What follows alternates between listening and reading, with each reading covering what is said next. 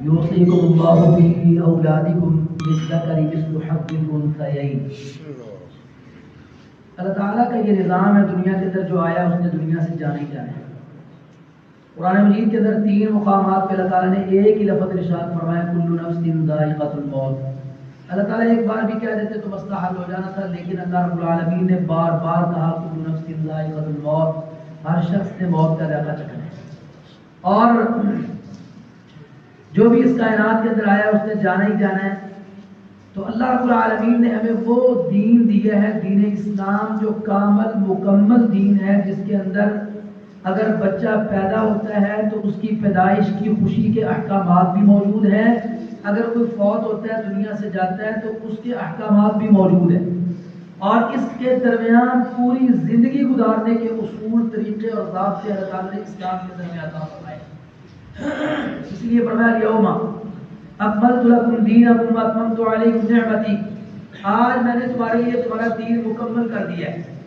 اور ہم خوش نصیب لوگ ہیں کہ جن کو اللہ نے مکمل دین دیا، اس سے پہلے کسی امت کو اللہ نے مکمل دین نہیں دیا۔ حضرات، جب ہم دنیا سے جانا ہے ہم نے، تو ہمیں اس کی تیاری کرنی چاہیے، اور اس کے حوالے سے کچھ مسائل بھی اللہ رب العالمین نے مقرر کیے ہیں۔ جب کوئی شخص دنیا سے جاتا ہے تو سب سے پہلے رسول اللہ صلی اللہ علیہ وسلم نے فرمایا کہ اس کی آنکھیں جو ہیں وہ اس کی روح کا پیچھا کرتی ہیں۔ آنکھیں کھلی ہوتی ہیں تو تم اس کی آنکھیں بند کر دو، اور اس سے پہلے بھی اگر آپ کو پتہ چل گیا کہ آپ کا کوئی مریض یا آپ کا کوئی عزیز دنیا سے جانے والا ہے، تو نبی علیہ الصلوۃ والسلام نے فرمایا کہ لقنوا موتاکم لا الہ الا اللہ، اپنے دنیا سے جانے والے اور رخصت ہونے والوں کو لا الہ الا اللہ کی تلقین کیا کرو، کسی اچھے طریقے سے ان کو لا الہ الا اللہ پڑھا دو، کیونکہ من کان آخر کلامہ لا الہ الا اللہ دخل الجنہ، جس کا آخری کلام لا الہ الا اللہ ہوگا وہ جنت کے اندر داخل ہو جائے گا۔ محدثین کی ایک جماعت بیٹھی ہوئی تھی، پتہ چلا کہ ہمارا ایک بھائی محدث وہ بیمار ہے، وہ اس کے پاس اس کی عیادت کے لیے چلے گئے۔ اب جب اس کی عیادت کے لیے پہنچے، وہاں پر بیٹھے ہوئے ہیں، وہ محدث لیٹا ہوا ہے، اس کی عیادت اور بیمار پرسی کر رہے ہیں۔ بیمار پرسی کے دوران دیکھا کہ حالت اور اس کی طبیعت زیادہ خراب ہے، جب دیکھا کہ طبیعت زیادہ خراب ہے تو سوچا کہ اس کو لا الہ الا اللہ کی تلقین کرنی چاہیے، اور ہے بھی یہ محدث، حدیث بیان کرنے والا، نبی صلی اللہ علیہ وسلم کے فرامین لوگوں تک پہنچانے والا، تو انہوں نے سوچا کہ کیسے اس کو ہم تلقین کریں۔ انہوں نے آپس میں یہ طے کیا کہ یہ جو حدیث ہے نا لقنوا موتاکم لا الہ الا اللہ، یہ حدیث اس کے سامنے پڑھو اور اس کی پوری سند پڑھو، اور سند کے اندر غلطی کر جاؤ، ایک پڑھے غلط پڑھے، دوسرا کہ بھی تم نے غلط پڑھی میں پڑھتا ہوں، وہ دوسرا پڑھے وہ بھی غلط پڑھے، تیسرا پڑھے وہ بھی غلط پڑھے، اس طرح ایک نے وہ سند بیان کی، اس نے غلطی کر دی جان بوجھ کر، دوسرے کا بھائی جان آپ نے یہ غلطی کی ہے میں آپ کو صحیح سناتا ہوں، وہ اس نے سنانا شروع کی، دوسری غلطی کر دی، تیسرے کا آپ نے بھی غلطی کر دی ہے میں آپ کو صحیح سناتا ہوں، وہ اس نے بھی غلطی کر دی۔ اب یہ محدث جو لیٹا ہوا تھا نا بیمار، کہتا یار تم سب غلط پڑھ رہے ہو، میں تمہیں سناتا ہوں، اور اس نے سنانی شروع کی۔ جب یہاں پر پہنچا نا لقنوا موتاکم لا الہ الا اللہ، جان نکل گئی، اللہ کے پاس چلا گیا۔ یہ طریقہ ہے کسی کو تلقین کرنے کا، تو لقنوا موتاکم لا الہ الا اللہ، پھر اپنی میت کی آنکھیں بند کر دو۔ آنکھیں بند کرنے کے بعد سب سے پہلا کام یہ ہے کہ جتنی جلدی ہو سکتا ہے اس کے غسل کا بندوبست کیا جائے۔ غسل کا وہی طریقہ ہے جو ایک عام جیتا جاگتا انسان غسل کرتا ہے، یہ غسل جنابت آپ کرتے ہیں نا، یہی غسل کا طریقہ، میت کے غسل کا طریقہ ہے، کوئی الگ نہیں ہے۔ آج بابا جی فوت ہو جاتے ہیں نا تو نہیں، غسل دینے والے کو تلاش کرو بھائی، اور لبو بھی کیڑا بندہ غسل دے گا، بیٹے پاس کھڑے ہوتے ہیں، ان کو ہمت نہیں پڑتی کہ اپنے ابا جی کو غسل دیں، وہ ڈھونڈتے پھر رہے ہیں کسی کو لا کے جی میرے بابا جی کو غسل دیں، حالانکہ ہونا یہ چاہیے ہم سب غسل دے سکتے ہو، اور کوئی الگ طریقہ نہیں ہے، وہی غسل کا طریقہ ہے میت کا، جو ہمارا اپنا غسل کا طریقہ ہے، جو ہمیں غسل کا طریقہ اسلام نے سکھایا ہے، اسی طریقے سے آپ میت کو غسل دیں، اس کو کفن پہنائیں۔ کفن پہنانے کے بعد سب سے بہترین یہ ہے کہ جتنا جلدی ہو سکتا ہے، جتنا جلدی ہو سکتا ہے اس کا نماز جنازہ ادا کیا جائے۔ یہ جو آج کل انتظار میں رہتے ہیں کہ لو جی امریکہ سے فلاں چلا ہے، وہ پہنچے گا کل 12 بجے، پھر اس کے بعد جنازہ رکھیں گے۔ سعودی عرب میں اس کا بیٹا تھا، وہ آئے گا تو جنازہ ہوگا، کراچی میں اس کی بیٹی رہتی ہے، وہ آئے گی تو جنازہ ہوگی۔ نبی علیہ السلام نے فرمایا جتنی جلدی اس کو دفنا سکتے ہو جنازہ کر کے دفناؤ، اگر نیک ہے تو جنت کے اندر جلدی پہنچاؤ، اگر بد ہے تو اپنی جان جلدی چھڑاؤ، اپنے کندھوں سے بوجھ ہٹاؤ۔ یہ انتظار کرتے رہنا لوگوں کا یہ سنت سے ثابت نہیں ہے، یہ سنت کے خلاف ہے۔ جتنی جلدی کوشش ہو سکتی ہے آپ اس کے جنازے کا بندوبست کریں، اور جنازہ پڑھانے کے لیے جو وقت کا امیر ہو، خلیفہ ہو، اس کی ذمہ داری ہے کہ کسی عالم کو بلا لے، جو مسجد کا آپ کا امام خطیب ہے اس کو بلا لے۔ اگر اللہ نے آپ کو جنازہ پڑھانے کی صلاحیت دی ہے، خود اپنے باپ کا، اپنی والدہ کا، اپنے بھائی کا، اپنے بہن کا جنازہ پڑھائیں، کوئی بات نہیں، آسان طریقہ ہے، کوئی نماز ہے، ہم سنتے ہیں جس انداز سے اس طرح خود بھی پڑھا سکتے ہیں۔ جنازہ پڑھانے کے بعد میت کو اٹھا کے قبرستان کے اندر لے جایا جائے، اور میت کو قبرستان کے اندر، قبر کے اندر داخل کرنے کا آج جو طریقہ ہے یہ سنت کے خلاف ہے۔ رسول اللہ صلی اللہ علیہ وسلم قبر کے اندر میت کو قبر کے پاؤں کی طرف سے داخل کیا کرتے تھے اور پڑھتے تھے بسم اللہ وعلی ملت رسول اللہ، پاؤں کی طرف سے۔ آج کل تو ہم دیکھتے ہیں چارپائی ایک سائڈ پہ رکھتے ہیں، اور مجبوری بھی ہے کیونکہ وہ پیچھے وہ بنائی ہوتی ہے چھوٹی سی وہ دیوار جس کے اوپر انہوں نے وہ سلیب لگانی ہوتی ہے، نام لکھا ہوتا ہے، تو اب وہاں پر چارپائی نہیں رکھی جاتی، جبکہ قبریں کچی ہونی چاہیے، ان کے اوپر اس طرح کے نشانات، نام لکھنا، یہ سارا کچھ غلط ہے، سنت سے ثابت نہیں ہے۔ میت کی چارپائی قبر کے پاؤں کی طرف رکھی جائے اور پاؤں کی طرف سے اٹھا کے میت کو قبر کے اندر داخل کیا جائے، اور داہنی کروٹ، جس طرح ہم داہنی کروٹ سوتے ہیں نا، اس طرح میت کو لٹانا قبر کے اندر یہ سنت ہے۔ ہم سمجھتے ہیں کہ صرف منہ جو ہے نا قبلے کی طرف کر، اور جو میت کو باندھے نا وہ سارے بات ذرا منہ ادھر قبلہ رخ کر دو، صرف منہ نہیں، یہ پورا داہنی کروٹ قبر کے اندر رسول اللہ صلی اللہ علیہ وسلم اور صحابہ لٹاتے تھے، صحابہ کو جب فوت ہوتے تھے یہ داہنی کروٹ لٹانا یہ سنت ہے۔ اور قبر کے بھی دو قسمیں ہیں، ایک قبر ہے لحد، یہ جو بغلی قبر کہتے ہیں، جو قبر کھودنے کے بعد اس کے آگے سائڈ پہ ایک اور قبر مزید کھودی جاتی ہے۔ رسول اللہ صلی اللہ علیہ وسلم اللحد لنا والشق لغیرنا، یہ لحد ہمارے لیے ہے اور شق یہ جو سیدھی قبر بناتے ہیں یہ ہمارے علاوہ جو باقی ادیان کے لوگ ہیں ان کے لیے ہے۔ رسول اللہ صلی اللہ علیہ وسلم کی قبر لحد والی تھی، صحابہ فوت ہونے سے پہلے وصیت کیا کرتے تھے کہ میری قبر لحد والی بنانا، جس طرح رسول اللہ صلی اللہ علیہ وسلم کی قبر مبارک تھی۔ قبر کو بالکل کچا رکھیں، سلیب پہ یہ جتنے بھی ہم اینٹیں وغیرہ لگاتے ہیں یہ مجبوراً یہاں پر لاہور میں لگاتے ہیں، وگرنہ اگر یہ پکی مٹی ہو تو کسی بھی اینٹ کی، کسی سلیب کی ضرورت نہیں ہے۔ لحد والی قبر بنائی جائے سنت کے مطابق، تو وہاں پر وہ دیہاتوں میں کبھی جائیں نا آپ، وہ انہوں نے کچی اینٹ کی بنائی، کچی مٹی کی اینٹیں بنائی ہوتی ہیں بڑی بڑی، وہ اینٹیں لگا دیتے ہیں لحد کے اوپر، پھر مٹی ڈال دیتے ہیں۔ اب مٹی ڈالنی ہے، مٹی ڈالنے کے بعد قبر کے اوپر کم از کم تھوڑی سے تھوڑی کوشش کریں مٹی ڈالیں، زیادہ سے زیادہ ڈالنی تو ایک بارش اونچی کر لیں اور قبر کو ہان والی بنائیں۔ اب قبر کے بعد دفنانے کے بعد وہاں پر کھڑے ہو کے رسول اللہ صلی اللہ علیہ وسلم دعا کروایا کرتے تھے۔ یہ واحد موقع ہے اجتماعی دعا تب میت کے لیے قبر میں دفنانے کے بعد، جہاں پر رسول اللہ صلی اللہ علیہ وسلم نے ہاتھ اٹھا کے اجتماعی دعا کروائی ہے، وہاں پر آپ دعا کروا سکتے ہیں، وہاں پر آپ کھڑے ہو کے دعا کریں اور پھر دعا کر کے واپس تشریف لائیں۔ اب میت کے گھر کے اندر آنے کے بعد آج کل ہمارے یہاں یہ ہوتا ہے، ہم سمجھتے ہیں جی 3 دن ٹھوڑی بچھا کے بیٹھنا یہ فرض اور لازم ہے، شاید کہ یہ دین کا حصہ ہے۔ اللہ کی قسم اٹھا کے کہتا ہوں یہ کوئی دین کا حصہ نہیں ہے۔ آپ قرآن اٹھا کے دیکھیں، آپ احادیث اٹھا کے دیکھیں، آپ کو کہیں بھی یہ 3 دن میت کے گھر صفے بچھا کے بیٹھے رہنا کسی حدیث میں نہیں ملے گا، نہ کبھی رسول اللہ صلی اللہ علیہ وسلم اس طرح بیٹھے ہیں۔ یہ ہندو بیٹھتے تھے ٹھوڑی بچھا کے، مسلمانوں نے بھی ان کی طرف دیکھ کے بیٹھنا شروع کر دیا۔ آج کیا اہل حدیث، کیا غیر حدیث، کیا دیوبندی، کیا بریلوی، تمام مسلمان لوگ یہ سمجھتے ہیں کہ شاید 3 دن بیٹھنا فرض ہے، اور حدیث بھی پیش کرتے ہیں کہ 3 دن تو افسوس کیا ہے جی، 3 دن تو افسوس کیا ہے بھی، کس کے افسوس کیا ہے 3 دن؟ آئیے ذرا وہ حدیث بھی سن لیجئے جس سے 3 دن افسوس کی نکالتے ہیں۔ رسول اللہ صلی اللہ علیہ وسلم نے فرمایا لا يحل لامرأة مسلمة، کسی مسلمان عورت کے لیے جائز نہیں ہے، کسی مسلمان عورت کے لیے، یہ عورت کے لیے 3 دن، لا يحل لامرأة مسلمة، کسی مسلمان عورت کے لیے حلال نہیں ہے کہ وہ اپنے خامد کے علاوہ کسی اور میت پر 3 دن سے زیادہ سوگ کرے۔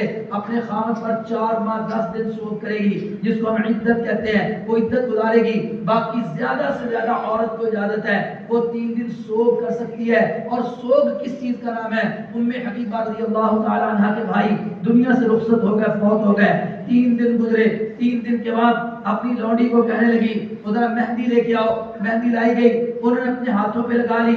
کہا مجھے اس مہندی کو لگانے کی ضرورت نہیں تھی، میں نے اس لیے لگائی ہے تاکہ میں بتا سکوں کہ 3 دن گزر چکے ہیں، اب مجھے سوگ نہیں ہے، کیونکہ رسول اللہ صلی اللہ علیہ وسلم نے 3 دن سے زیادہ عورت کو سوگ کرنے کی اجازت نہیں دی. مطلب کیا کہ 3 دن ذرا وہ نہ میک اپ کرے، نہ بنے سنورے، 3 دن اجازت ہے. اگر آنکھوں سے آنسو نکل آتے ہیں تو کوئی حرج کی بات نہیں ہے. یہ 3 دن تک روتے رہنا، یا قبر پہ بیٹھ کے روتے رہنا، یا میت کے سرانے بیٹھ کے روتے رہنا، یا میت کو لڑکیوں کے اندر، عورتوں کے اندر رکھ دینا اور پھر عورتوں کا میت کے اوپر بیٹھ کے بین ڈالنا، اور کچھ عورتوں کا سپارے لے کے وہاں پر سپارے پڑھنے شروع کر دینا، کچھ کا نعتیں پڑھنے شروع کر دینا، اور کچھ کا وہاں پر بیٹھ کے اونچی اونچی آواز سے ذکر اذکار کرنا شروع کر دینا. یہ سب بدعات ہے اس دور کی. لوگوں اپنی میت، مرد میت ہے تو مردوں کے اندر رکھو، عورتوں کے اندر اس کا کیا کام ہے؟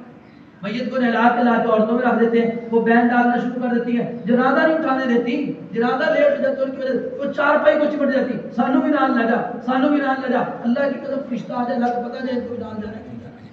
سب جھوٹ ڈرامے کرا دیا. اللہ تعالیٰ معاف فرمائے. یہ جو روتے ہیں نا، روتے ہیں میتوں پہ، رسول اللہ صلی اللہ علیہ وسلم نے کیا فرمایا؟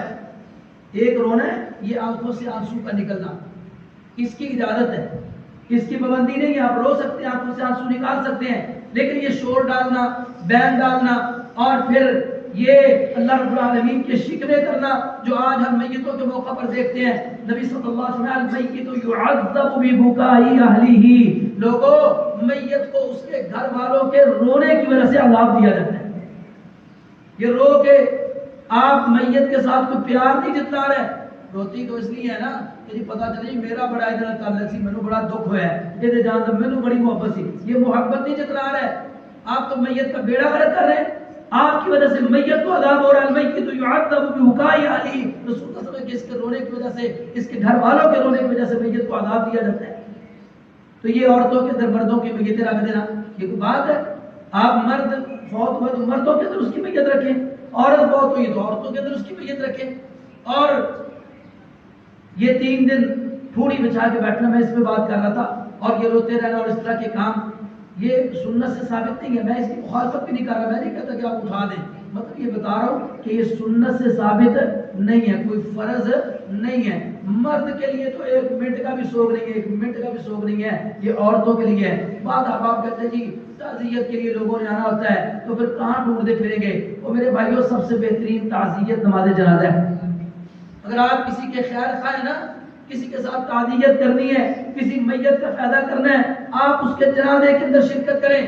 رسول اللہ صلی اللہ علیہ وسلم کہ جس کے جنازے کے اندر 40 توحید والے جنہوں نے اللہ کے ساتھ شرک نہیں کیا ہوگا، وہ 40 لوگوں کی سفارش قبول کر کے اللہ اس کو جنت عطا کر دے.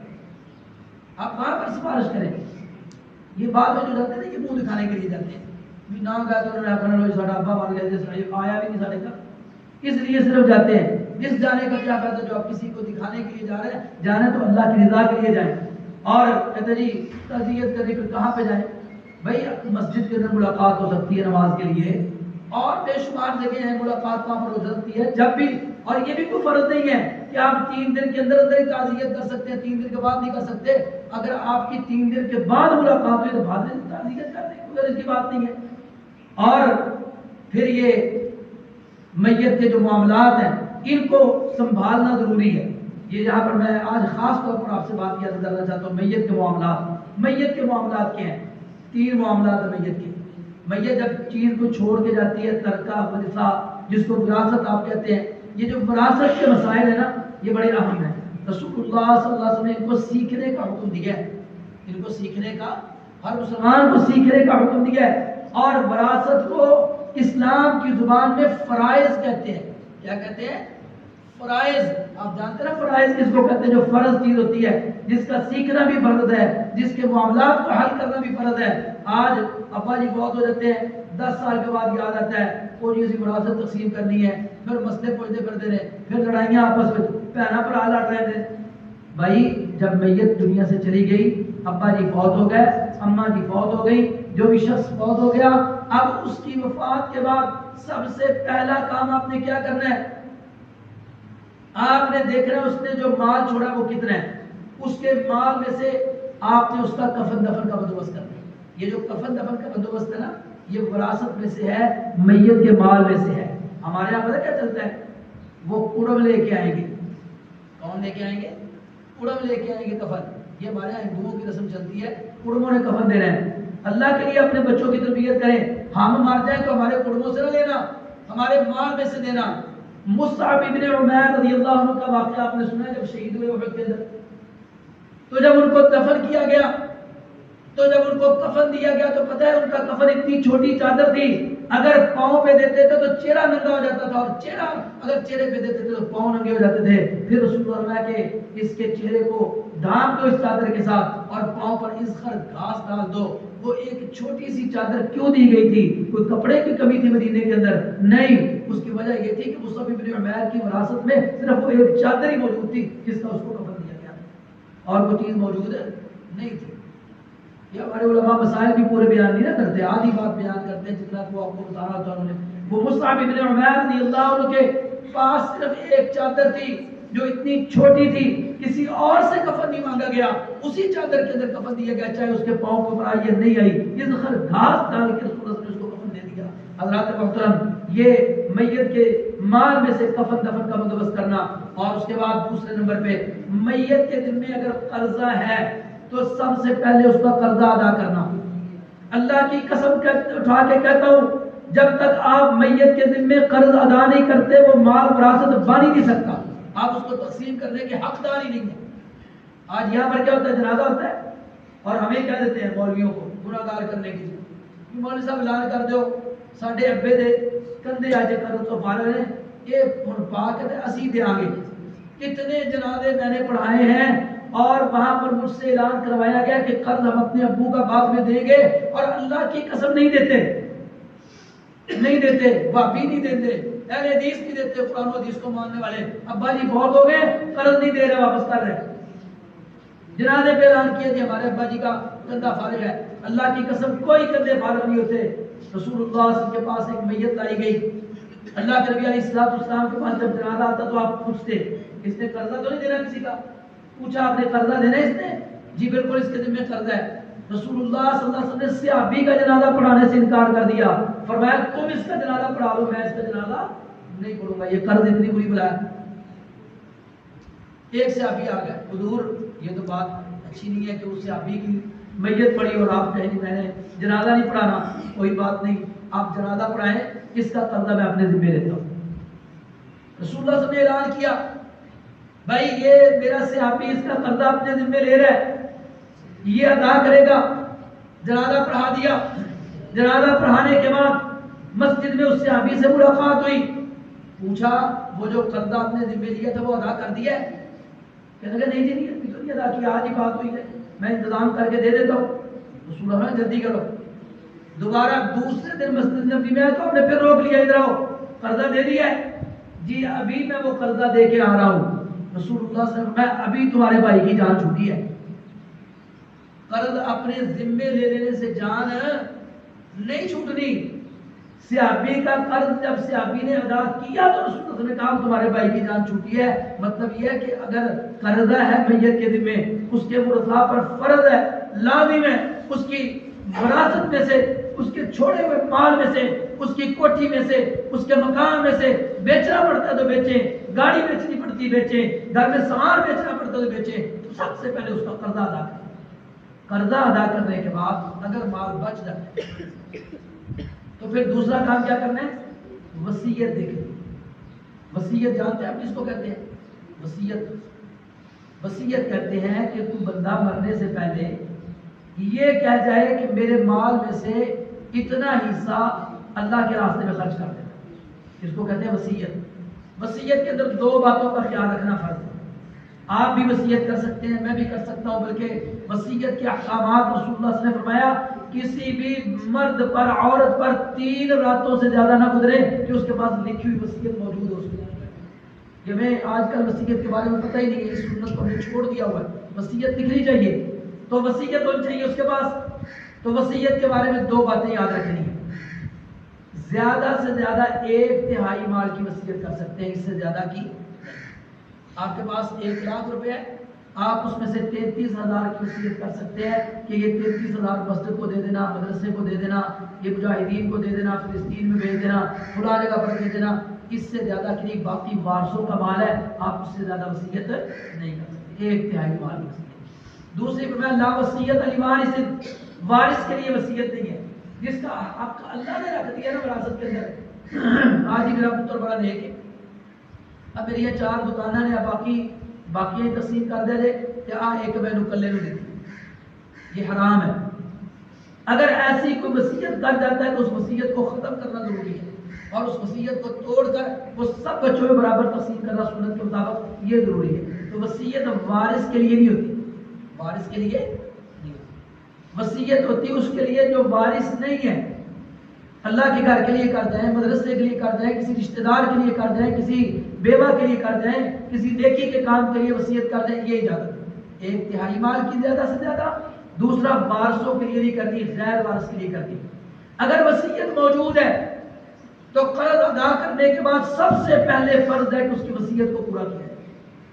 وصیت پوری کرنے کے بعد جو مال بچا ہے اس کے بارے میں اللہ نے حکم دیا یوصیکم اللہ فی اولادکم للذکر مثل حظ الانثیین، اللہ تمہیں وصیت کر رہا ہے تمہاری اولاد کے بارے میں کہ مرد کو 2 حصے اور عورت کو 1 حصہ۔ کیا طریقہ کار ہے؟ اگر وہ جو بندہ فوت ہوا ہے اس کی بیوہ زندہ ہے، بچوں کی والدہ زندہ ہے، تو جو مال بچا ہے اس کے 8 حصے کیے جائیں۔ کتنے حصے؟ 8۔ 8واں حصہ یہ بیوہ کے لیے اگر بچے موجود ہیں۔ اگر بچے موجود نہ ہو، کوئی بندہ فوت ہو گیا ہے اور اس کی اولاد نہیں تھی تو بیوہ کو 4تھا حصہ ملے گا۔ 1 لاکھ ہے تو 25,000 مل جائے گا۔ اگر بچے موجود ہیں تو لاکھ میں سے 12,500 یعنی 8واں حصہ بیوہ کا ہے۔ اس کے بعد جو مال بچا ہے اس کے اندر بیٹے اور بیٹیاں شریک ہیں۔ وہ طریقہ کار کیا ہے؟ جتنے بیٹے بیٹیاں ہوں آپ اس کو تقسیم کر لیں۔ مثال کے طور پر 3 بیٹے ہیں، 2 بیٹیاں ہیں، آپ 3 حصے ہیں بیٹوں کے تو وہ اس کو ڈبل کر لیں، 3 اور 3 6 اور 2 بیٹیوں کو ملا لیں، کتنے ہو گئے؟ 8 حصے ہو گئے، ایک بیٹی کو دے دیں اور 2 بیٹوں کو دے دیں۔ جتنی جلدی آپ یہ وراثت کا معاملہ ختم کر سکتے ہیں جلدی ختم کریں، اس کو لٹکایا نہ کریں۔ اور وراثت کے معاملے کے اندر یہ بات لازم ہے، کسی کا حق غصب کرنا اسلام کے اندر جائز نہیں ہے۔ باپ اپنے بیٹے کو وراثت سے محروم نہیں کر سکتا، وہ کہو جی میرا پتر بڑا نافرمان ہے، میں نے وراثت نہیں دینی۔ لوگ لکھ دیتے نا اشتہار اخباروں میں اس کو اپنی منقولہ غیر منقولہ جائیداد سے آگ کرتا ہوں، یہ آگ کرنا اسلام کے اندر حرام ہے۔ کوئی باپ کوئی ماں اپنے کسی بیٹے بیٹی کو وراثت سے محروم ہے؟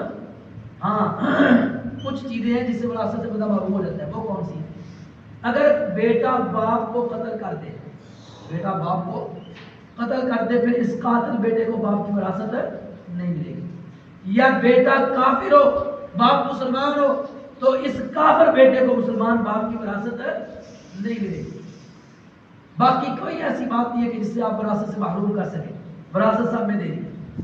آج کل یہ جو چلتا ہے نا ڈرامہ کہ جی بہنوں نے ہمیں معاف کر دیا، بہنوں نے ہمیں معاف کر دیا، اللہ کی قسم کوئی معافی شافی نہیں ہے، اللہ کے ہاں کوئی معافی نہیں ہے۔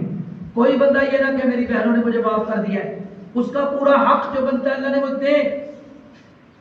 ایک بندہ کہتا ہے دیکھو جدو اسی انہوں نے شادی کی تھی جہیز بھی دیتا سی نا، میں کہ پتر جدو تیری شادی کی تھی ادو کتنا خرچہ آیا تھا؟ وہ تمہیں وہ یاد ہے بیٹی کی شادی کا خرچہ، اپنی شادی برات کے کپڑے اور پھر براتوں کے خرچے اور پھر ولیمے کا خرچہ اور پھر مریوں کے خرچے جو آج ہزاروں ہم نے یہ بنائی ہوئی ہیں رسمیں، ان پہ جو خرچ آتا وہ یاد نہیں ہے؟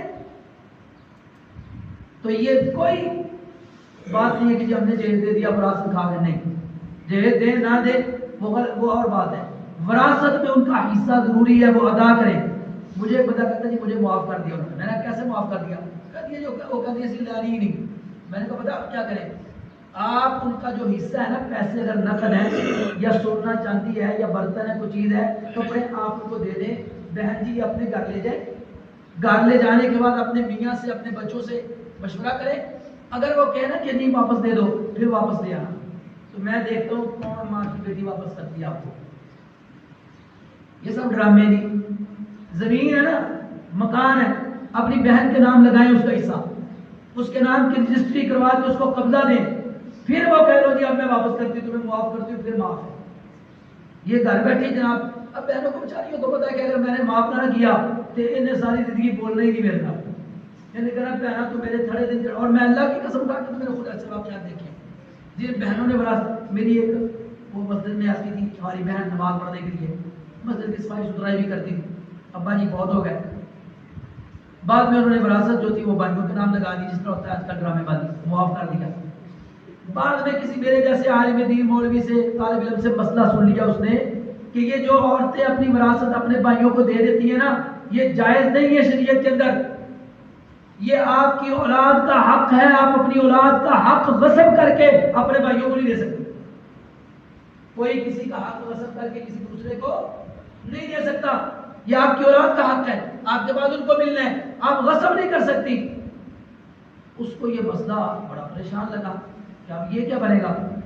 اس نے اپنے بھائی سے جو کہ قاری ہے, مسجد کا امام ہے, مدرسے کے اندر قرآن حفظ کرواتا ہے, اس کے پاس گئی, کہنے لگی میں نے یہ مسئلہ سنا ہے. وہ قاری صاحب کہہ رہے تھے کوئی کہ اگر آپ اپنے بیٹوں کا حق غصب کر کے بھائیوں کو دے دیتی ہے تو یہ جائز نہیں ہے. وراثت مانگی نہیں ہے, مانگی نہیں, اس نے یہ مسئلہ بیان کیا ہے. وہ کہتی اس کے بعد میرے بھائی نے میرے ساتھ بول چال ہی بند کر دیا, بولنا ہی بند کر. اب دیکھیے جب بہن کو پتہ بھی نہیں تھا تو اپنے بیڑے دن چڑھ دینا تو پھر بیچاری کی کہے گی, ایک کہے گا میں معاف کیتا. وہ بھائی کو صرف ملنے کے لیے معافی کرتی ہے بیچاریاں. اور یہ جو ہم وراثت کھا جاتے ہیں بہنوں کی, اللہ کی قسم دنیا میں نہیں تو قیامت میں ہمیں دینی پڑے گی. اور قیامت والے دن بڑا مہنگا سودا ہوگا. یہاں تو ہم پیسے دے کے جان چھڑا لیں گے نا, یہاں پر تو زمین دے دیں گے, یہاں پر تو زیور دے دیں گے, لیکن اللہ کی قسم وہاں پر ہمیں اپنے اعمال دینے پڑیں گے. اور پھر اعمال دے کے, اپنے اعمال اس کو دے کے, پھر ہمارے اعمال اللہ نہ کرے کہ کم ہو جائے اور وہ نیکیاں لے کے جنت میں جا رہی ہو اور ہم جہنم میں جا رہے ہیں, یہ دنیا کے چند مفادات کی خاطر.